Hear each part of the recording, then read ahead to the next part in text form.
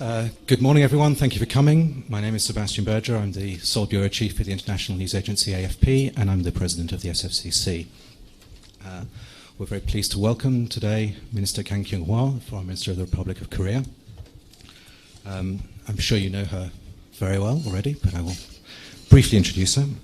The first job listed on her CV on the Foreign Ministry website is in journalism as a producer for the English language service of radio service of KBS. So she knows some of the way we think. She went on to be a professor of English language and literature before moving into government work for the National Assembly and government. She moved to the UN, where she held senior roles with the High Commission for Human Rights and UNOCHA, the Office for Coordination of Humanitarian Affairs. She then was brought in by Moon Jae-in as Foreign Minister, the first woman Foreign Minister for South Korea. She's since played an integral role in managing the interesting relationship between South Korea and the United States, and has also participated in the in all three summits with North Korea and obviously President Moon's recent visit to Washington. The Minister will make her initial remarks in English. The text will be distributed by email this afternoon. There will be simultaneous translation into Korean for your convenience. Minister. Well, thank you very much, Mr. Berger, Mr. Sebastian Berger, President of the Seoul Foreign Correspondents Club, members of the board of the SFCC, ladies and gentlemen, a very good morning to all. It is indeed a great pleasure to be here with you again. It has been 11 months since our last meeting, and as we all know, much has happened in the meantime. Before I take your questions, let me briefly recap the developments so far and outline where we are headed in our efforts to advance the peace process, to establish lasting peace on the Korean Peninsula, and sum up some other key highlights in our diplomatic endeavors over the past few months. Last Saturday, we marked the first anniversary of the historic Panmunjom Declaration. During the year, there have been, quite remarkably, 3 inter-Korean summits and 2 U.S.-North Korea summits. In between these milestone moments, there have also been periods of relative lull. But overall, the peace process has steadily advanced based on the unwavering commitment and will of President Moon Jae-in, President Trump, and Chairman Kim Jong-un. The summit meetings have illuminated the road ahead in our journey to achieve complete denuclearization and establish a lasting peace regime on the Korean Peninsula. The second U.S.-North Korea summit in Hanoi did not produce an agreement, but it did clarify the positions of the two sides at the highest level, and the two leaders remain committed to continuing the dialogue. President Trump reaffirmed his willingness to meet again with Chairman Kim when we met with President Moon earlier in April to take stock of Hanoi and to closely coordinate on the way ahead. Chairman Kim also, in his April 12th policy speech, indicated his intention to keep up the dialogue with the United States. President Moon has also indicated his readiness to meet with Chairman Kim again, regardless of venue or format. And under these circumstances, we are making every diplomatic effort to keep up the momentum for engagement with the North, both on the inter-Korean track and the U.S.-North Korea track, with our sight clearly set on the goal of complete denuclearization and lasting peace. And we do so based on ROK-U.S. coordination as well as close consultations with our neighboring countries. Last week, President Putin and Chairman Kim met for the first time in Vladivostok in the first North Korea-Russia summit meeting in 8 years. During the meeting, the two leaders are reported to have extensively discussed the current situation on the Korean Peninsula, as well as the bilateral relations between the two countries. The meeting has served to strengthen the diplomatic engagement with North Korea, and helped to move forward the peace process on the Korean Peninsula. Going forward, we will keep up the various tracks of inter-Korean dialogue to implement the agreements outlined in the Panmunjom Declaration and the September 19th Joint Declaration, while communicating closely with the United States, China, Japan, Russia, and the larger international community, including the United Nations, the EU, and ASEAN. The United States is our most important partner in this process. Our two allies are maintaining a robust relationship at all levels. As we keep up the close coordination in our North Korea policies, we are also strengthening our security cooperation, economic ties, and partnerships on global issues. With regard to China, building upon the outcome of President Moon's state visit in December 2017, the two sides have worked to restore trust and normalize relations. Substantial cooperation got a further boost in the recent meeting between the prime ministers of the two sides on the sidelines of the Boao Forum in March, and we are keeping up the momentum for such high-level exchanges with China. We will also communicate closely with Japan as the country enters a new era with Emperor Naruhito's ascension. We are keen to advance our relations in a forward-looking way, while dealing with the legacies of the past in a manner that genuinely meets the aspirations of its victims and survivors for dignity. Meanwhile, the scope of the bilateral relations has grown wider than ever, as illustrated by our people-to-people exchanges that exceeded 10 million last year for the first time. My government's commitment to the development of future-oriented bilateral relations with Japan remains clear and steadfast. We have also strengthened our cooperative relationship with Russia through active exchanges, including President Moon's state visit in June last year.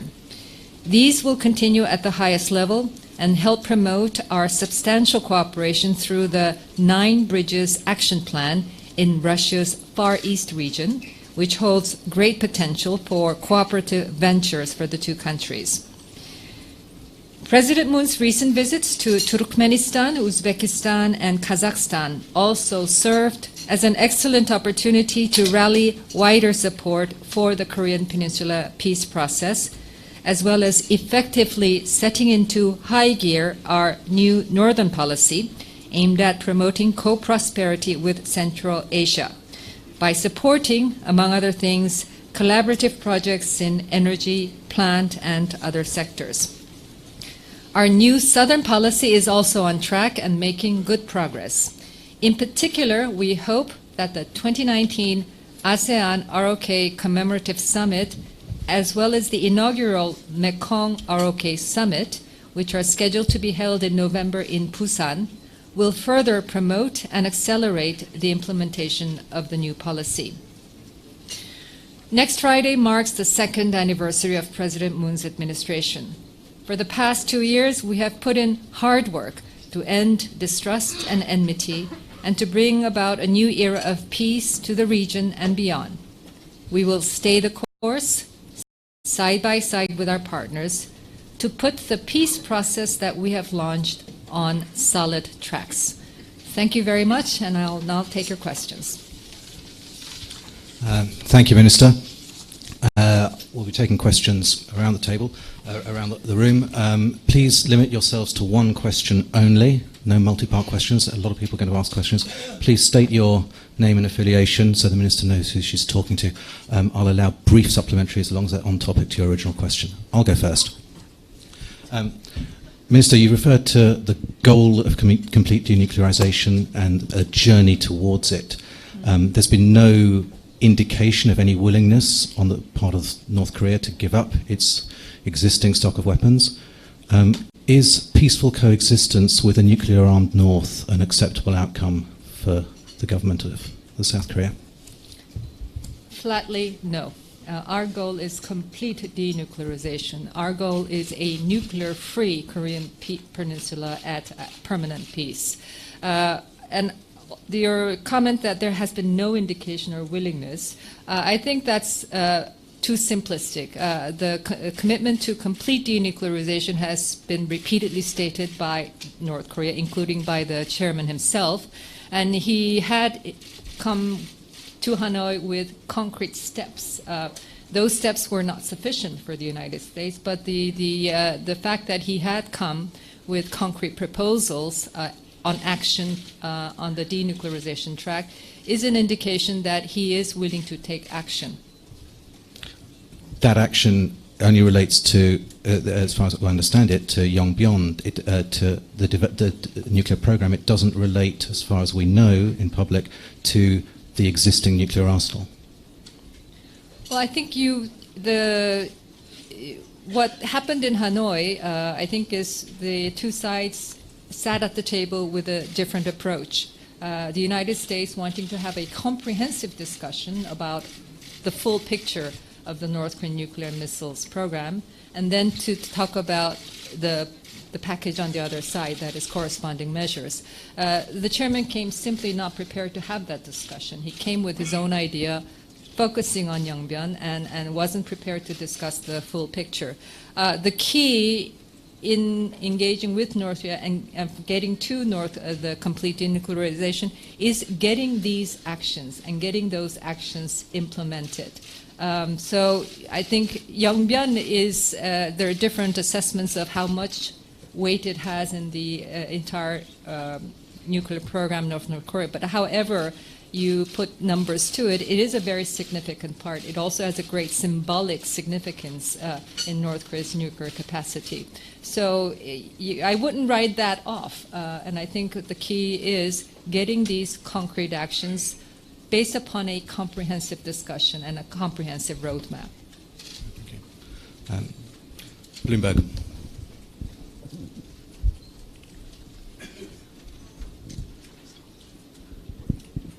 Hi, thank you for giving me the chance. My name is Yu-Kyung Lee from Bloomberg News. My question is the follow-up to the Sebastian's question and also from yesterday press briefing. You were saying that North Korea needs to expand its scope, go beyond its scope, and come up with comprehensive approach. What do you mean by that? That it has to go beyond its scope? Do you mean that North Korea has to come up with something else beyond Yongbyon? Can you elaborate what you meant? I think. It's also an elaboration of our approach, which has from the very beginning a comprehensive approach leading to agreements the agreements inevitably will have to be implemented step by step simultaneously. And that was a reiteration of our approach to this.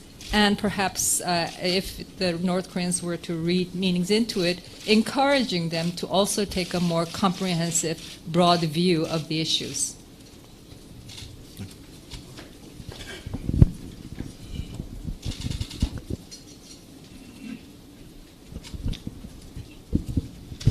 Hello, Paula Hancock from CNN. Minister Kang, you spoke about the need to keep up momentum. Also talking about the fact that it's the year anniversary of the Panmunjom Declaration and the summit. But North Korea didn't participate in the year anniversary of that. And as far as we can see at this point, it doesn't appear that North Korea is responding to much from South Korea. Mm-hmm. Can you give us an idea if there's any contact between North and South Korea at this point? Well, my understanding is that we have the liaison office in Kaesong, where regular exchanges take place between the two sides. We've always said that the South-North track and the U.S.-North Korea track, focusing on denuclearization, have to go broadly in step. Obviously, you can't mechanically keep them on the same pace, but broadly speaking, they should go together and complement, reinforce each other. I think inevitably the slowdown in the U.S.-North Korea track post-Hanoi has inevitably influence on the inter-Korean track as well.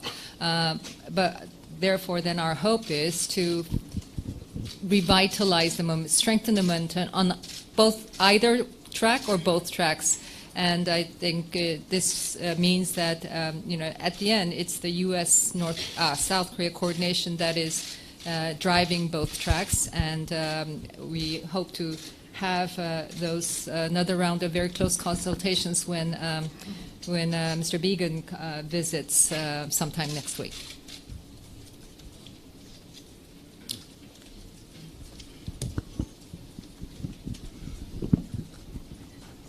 My name is Charlie Mang, Sky News, United Kingdom.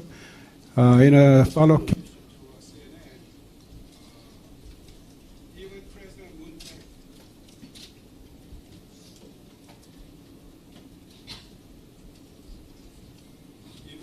even President Moon Jae-in just suggested to have inter-Korean summit. North Korea didn't respond at all. Is there any change that North Korea might have some inter-Korean summit? If there's no answer like this, is there any possibility that you are going to send special envoy to? Well, that's one option.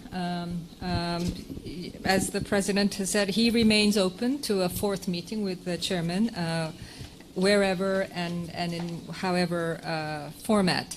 I think the North Koreans operate under a very different system than we do. I think they have a system where they can move on one thing and not on many multiple tasking that we are used to. And so I think they are still taking stock and calculating the next moves. But I think we remain optimistic that at some point that they will return to the dialogue.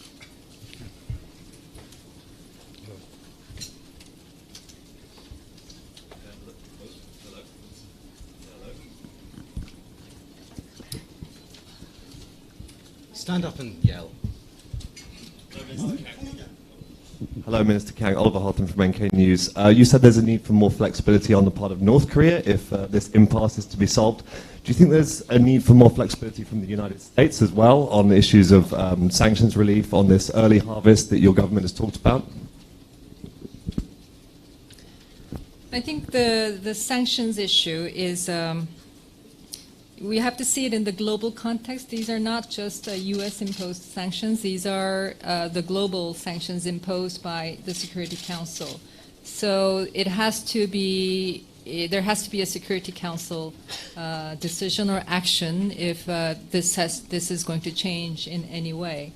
And that requires North Korea's action that assures us that they are well on their way to complete denuclearization. Now, how to sequence that can be negotiated. But the logic is very clear. The sanctions that are there because of North Korea's nuclear and missiles program. And therefore, there has to be some visible, concrete, substantial action on that track for the global community to do anything about the sanctions. Thank you. Stella Kim from NBC. Actually, there are follow-up question to what you just said. That you have 그냥 말로 하면 안 돼. Sorry. You said that North Korea needs to show some substantive steps taken. So what is that substantive step that North Korea could have taken that they have not taken? Because so far you've been very the South Korean government has been very optimistic about North Korea's commitment to denuclearization.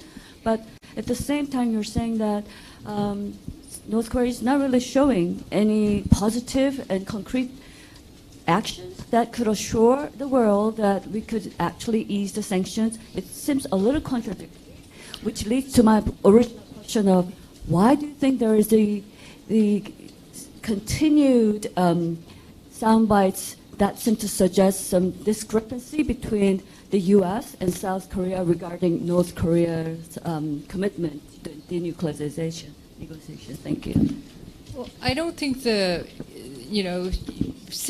looking at things sitting in Seoul and looking at things sitting in Washington, D.C. or anywhere else in the world, you are bound to have a slightly different take on the situation. But I think the fundamental position and the approach of the United States and us remains very much joined up and headed towards the same direction. I don't think there's contradictions in this. I think these are all very complex issues, and as you discuss elements of North Korea's nuclear program or what the United States can offer in exchange so that North Korea completely denuclearizes, there are about to be, different discussions that lead in one direction or another. And I think, in a way, it's almost inevitable that these discussions take place, especially when there are speculation after speculations that are added to it. But I think, so therefore, the approach that we take is that, first of all, the continued engagement, the continued dialogue is absolutely fundamental, and this is, very much the current efforts to revive or the dialogue and the discussions with North Korea. There are, under the weather context, diplomatic endeavors happening, but not sufficient at this point to bring that up to the surface level. I don't, I think reading contradictions into this very complex set of issues, I don't think is helpful or moves the agenda forward. Certainly from the government's point of view, our approach to this is to see where there are gaps, where there's discrepancies, and to find ways to tie them over. I think beyond the public messages that constantly amplify the discrepancies or the contradictions, the government's efforts at this point is to close those gaps and to see where we, the U.S., and North Korea can find common grounds to move the discussion forward. At the end, I think when you sit at the table, flexibility is required on the part of all. I think Hanoi clearly demonstrated very different positions from the two sides. For the two sides to meet and have a productive discussions, obviously, that is going to require flexibility to come to an agreement. But my urging at this point is that to really come to an agreement that leads us concretely to denuclearization, as well as better relations between the United States and North Korea, there has to be a comprehensive picture that starts as the beginning point of those discussions.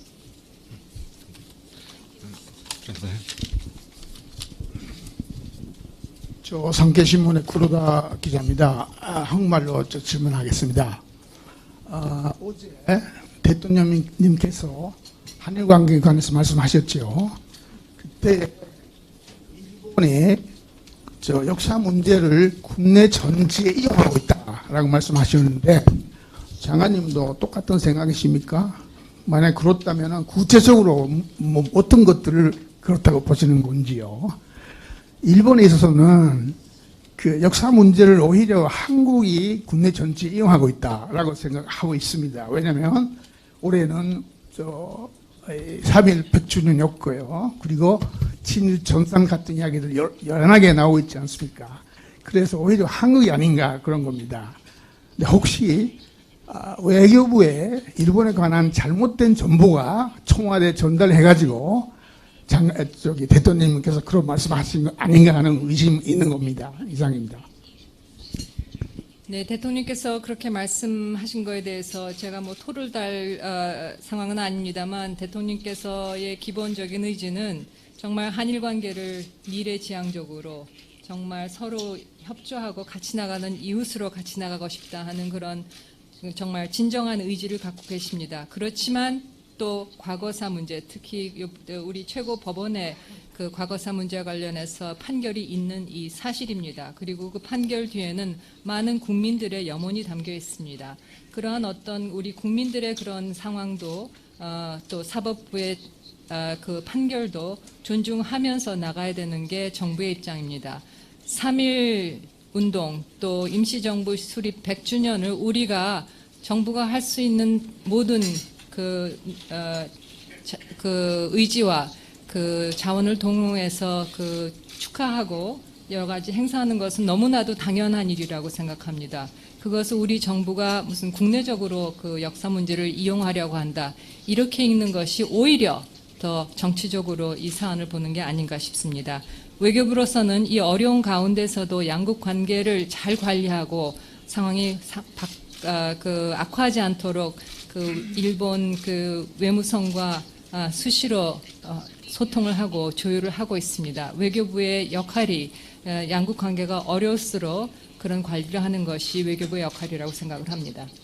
그래서 외교부가 무슨 잘못된 자료를 대통령께 전해서 그런 말씀이 나왔다는 것은 그건 전혀 동의를 할 수가 없습니다.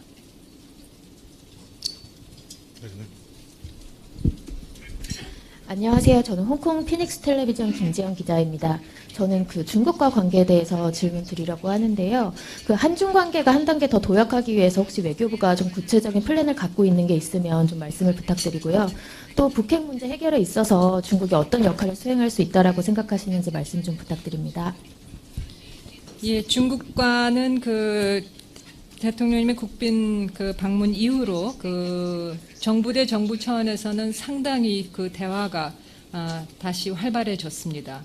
또 특히 말씀드린 대로 그 총리님의 그 보아 포럼 참석 계기에 양국 총리 간의 회담을 통해서 양국 실질 현안에 대해서 많은 논의가 있었습니다. 그 미세먼지 문제와 관련해서도 많은 논의가 있었습니다. 그래서 그런 국민이 아직 이제 완전히 회복했다 하고 체감하기까지는 아직 상황이 호전되려면 아직 좀 있어야 되겠지만은 양국 간 그 정부 간의 그런 노력은 계속되고 있다는 말씀을 드리겠습니다. 중국이 북한에 대해서 그 완전한 비핵화 또 한반도 평화체제 구축 여기에 대해서도 중국도 같은 목적을 갖고 있습니다. 또 중국은 제가 누누이 말씀을 드리지만은 그 안보리 이사회의 상임이사국으로서 그 제재의 틀을 만들어낸 주인공 중에 하나입니다. 그리고 그 제재를 충실히 이행을 하고 있다. 이렇게 또 누누이 중국의 입장을 밝히고 있습니다. 그래서 중국과 북한의 그런 어떤 교류 또 그 여러 번의 김정은 위원장의 방문도 있었고요. 그런 중국과 북한 사이의 그런 고위급의 교류도 결국은 우리의 그런 한반도의 그 평화 프로세스에 더 앞으로 나갈 수 있도록 다 도움이 된다. 건설적인 그런 관여다. 그렇게 평가를 하고 있습니다.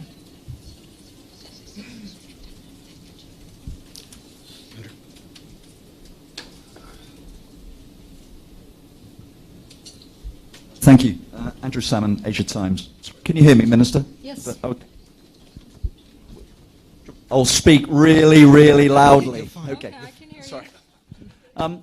But correct me, please, if I'm getting this wrong, Minister. From where I'm sitting, it looks very much as if the foreign policy of South Korea towards North Korean denuclearization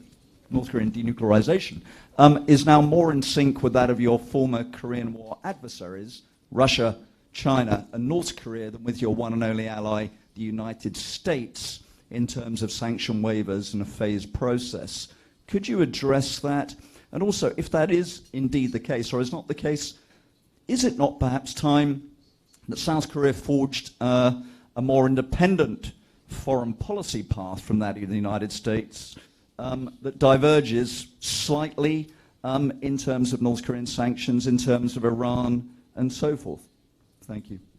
Well, I would disagree with your comment that our policies align with former foes. I think fundamental to our foreign policy and security policies is our alliance relationship with the United States. You say we need a more independent. This is our independent policy. This is our policy that secures us, that promotes our national interest.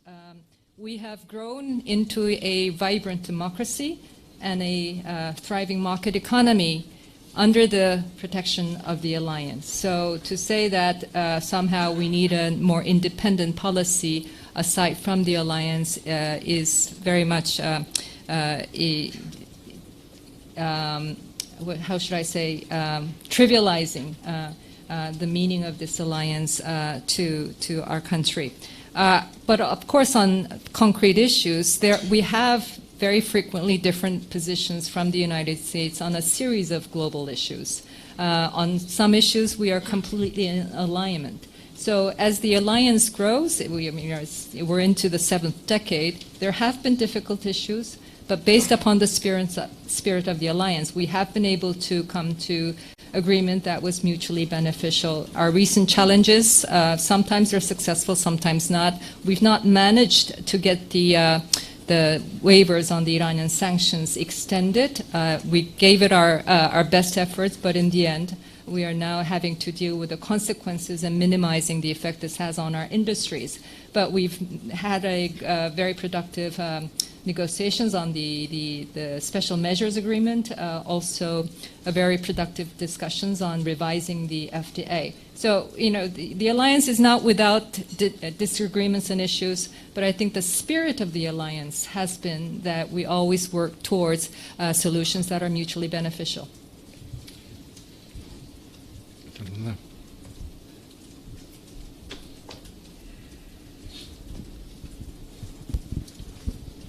예, 일본의 코리안 폴리틱스 소태교 기자라고 합니다. 짧게 2가지만 질문 드리겠습니다. 하나는 이제 북한과 이제 비핵화 관련된 이야기인데요. 그러니까 미국에서 이야기하는 비핵화라는 게 탄도미사일 제고까지 들어 있습니다. 예. 근데 이제 그게 이 문제를 오랫동안 봐왔던 분들은 이거는 북한에다가 한복을 요구하는 거랑 마찬가지다. 무장 해제를 요구하는 것이 아닌가. 이런 논의들이 일부 있는데요. 그러니까 이런 의심을 하게 하는 거죠. 이게 비핵화의 반본론에 도달하기 전에 비핵화의 정의에서부터 미국이랑 북한이 일치가 안 돼 있지 않는가 이런 의문이 있는데 이 부분 대답 부탁드리고요. 또 하나는 이제 오는 9일 날에 유엔에서 UPR이 있습니다. 북한. 사상 3번째 UPR이고요. 장관님께서는 유엔에 오래 계시기도 하고 이 인권이라는 것이 유엔에서 말하자면 모든 문제를 이렇게 연결해주는 하나의 연결고리 가장 중요한 부분이라고 생각을 하는데 한국 정부에서 이 북한 인권에 대해서 소극적이다. 예를 들어서 이번에 시민단체들이랑도 논의들 많이 안 하고 있다. 그런 지적들이 있는데요. 그러면 언제 우리 한국 정부에서 북한 인권 문제를 제기할 수 있는 타이밍이라고 보시는지, 그럼 앞으로의 그런 플랜이 있으신지 그 부분 궁금합니다. 북한 비핵화 관련해서 북한의 핵 미사일의 명분은 미국의 적대적이다. 그렇기 때문에 우리가 이것을 개발한다. 그래서 분명히 북한에 대한 안전 보장이 반드시 비핵화 프로세스의 하나가 돼야 된다고 생각을 합니다. 그래서 북한이 항복을 해라, 무장 해제를 해라 하는 그런 취지는 분명히 아닙니다. UPR 다음 주에 관련해서 우리 정부의 대책에 대해서 지금 검토를 하고 있습니다. 북한의 인권 문제의 국제사회의 노력에 대해서는 우리 정부도 적극 참여를 하고 지지해왔고, 북한이 여러 유엔의 인권기구들과 좀 더 적극적으로 대화를 하도록 계속 메시지 발신을 하고 있습니다. 정부가 그렇지만 지금 비핵화와 평화체제 테이블에 이 문제를 올려놓는, 북한을 상대로 올려놓는다는 거에서는 좀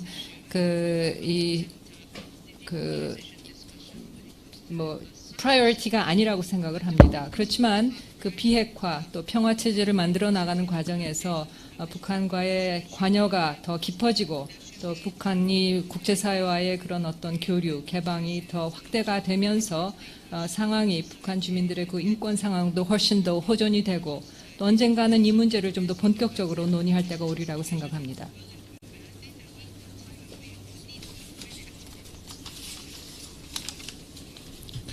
Can I remind everyone time is short. Please keep your questions short.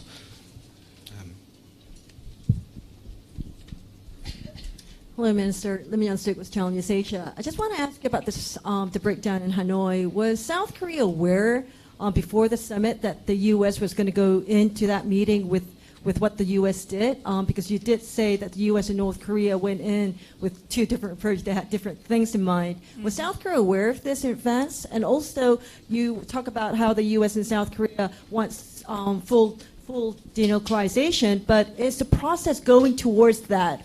The step-by-step process that you talked about, where you give one and you perhaps you get one from North Korea. Is that the route that you think the U.S. should also take? Thank you. I can tell you that we were fully kept abreast by our U.S. colleagues prior to and during the lead up to Hanoi. I think there was always the possibility of non-agreement, and we were made quite aware of that. So I wouldn't get into details, but I assure you that we were kept very well briefed. The step-by-step approach is, I think we slightly misunderstand what is step-by-step. I think the North Korean approach of just dealing with one piece of the big picture, and then the United States responding to that with particular corresponding measures. This is the step-by-step approach. I think that behind this thinking that the chairman had when he came to Hanoi. The U.S. position, and very much our position also, is that we know from the past can get really bogged down. And so our approach is to discuss the whole picture, and agree to that whole picture. But inevitably, with a very complicated program like the North Korea's nuclear missiles program, action will have to be taken step by step, but simultaneously as well. So the step-by-step is part of the larger comprehensive approach that we wish to take. Gentleman. Rob McBride from Al Jazeera. The North Koreans accuse the US at Hanoi of acting in bad faith. Do you think there's some justification in that, Minister? Well, as far as I could tell, based upon our close coordination with our U.S. colleagues, I think there was really genuine intention to have that comprehensive discussion. So I don't know what North Korea bases as bad faith, but our assessment is that it was in complete good faith that the United States prepared for and conducted the discussions in Hanoi.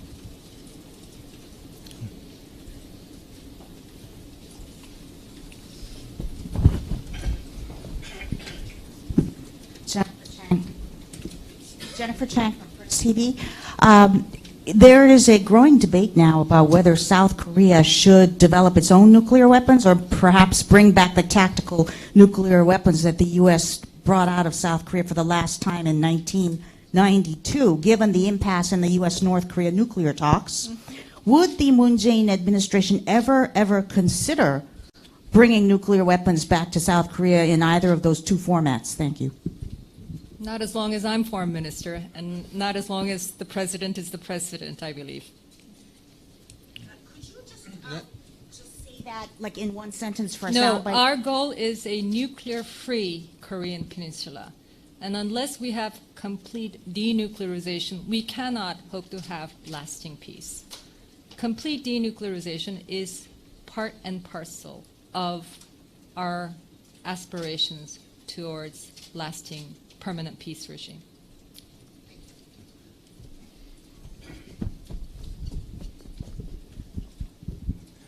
장관님 안녕하십니까? 저는 카자흐스탄 국영방송 특파원 최예벌입니다. 최근 한국에서의 카자흐스탄 불법 체류자들이 많이 늘어났습니다. 무비자 정책에 대해서 어떻게 생각하십니까?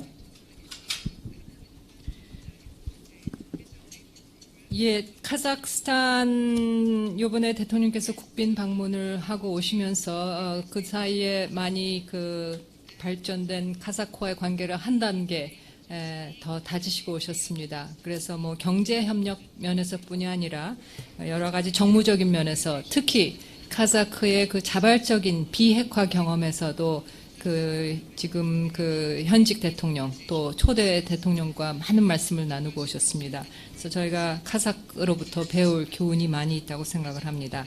카자흐에 또는 우리 고려인들이 많이 살고 있습니다. 그래서 또 그분들 중에는 많이 우리나라로 와서 일도 하시고 또 친지들을 방문하고 계십니다. 무비자 때문에 불법 체류자가 많이 생긴 것은 사실입니다. 그렇지만은 이거 잘 관리를 해야 되는 부분이라고 생각합니다. 카자흐 측에서도 이 문제를 물론 카자흐이 할 노력이 있습니다. 이런 분들이 이제 들어가기 전에 카자흐가 정부가 할 일이 있고 또 우리 정부가 할 일이 있다고 생각을 합니다만 양측이 잘 협의를 해서 이분들의 어려움을 풀어나가야 된다고 생각합니다.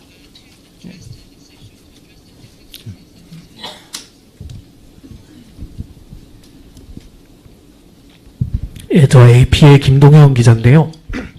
하노이 회담 결렬 이후에 이제 북한이 한국에 대해서 오지랖 넓은 중재자라고 했고 이제 남북 경협을 설득하지 못한 한국에 대해서 이제 별 중재자로서의 가치를 두고 있는 것 같지 않고 공식적인 대화에 이렇게 나오지 않고 있는데 좀 우리 외교 라인이 좀 이걸 좀 어떻게 돌파해서 다시 좀 북의 대화를 좀 촉진할 수 있을지 그런 거 하나 여쭤보고요. 그 다음에 장관님께서 북한이 좀 더 포괄적인 접근을 해야 된다는 게 이제 북한 핵 미사일 프로그램의 완전한 폐기가 종착점이 되는 로드맵에 일단 우선적으로 합의를 해야 더 이상의 진전이 가능하다는 말씀이신지 그것도 여쭤보겠습니다.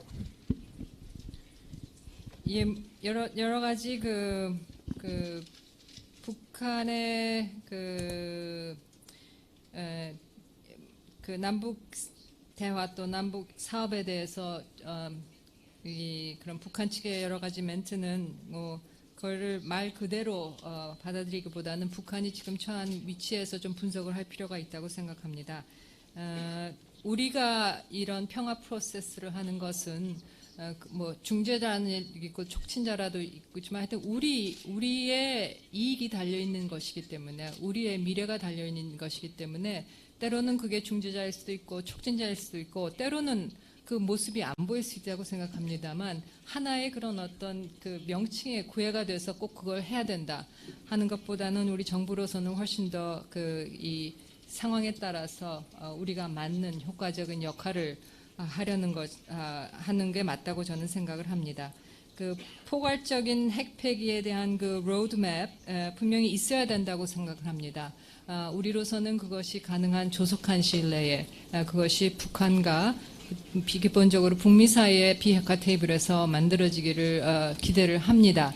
그것이 어느 시점에 대해서는 이제 북한이 같이 협상을 하고 합의를 해야 되는 부분이 있습니다만 그렇게 하는 것이 북한에게도 장기적으로는 훨씬 더 북한의 국제사회에 편입이 되고 북한의 그런 어떤 밝은 미래를 가져다 올 그런 여러 가지 국제사회의 지원이 그만큼 가속화된다 하는 면에서 북한에게도 이익이 된다 하는 말씀을 드리겠습니다.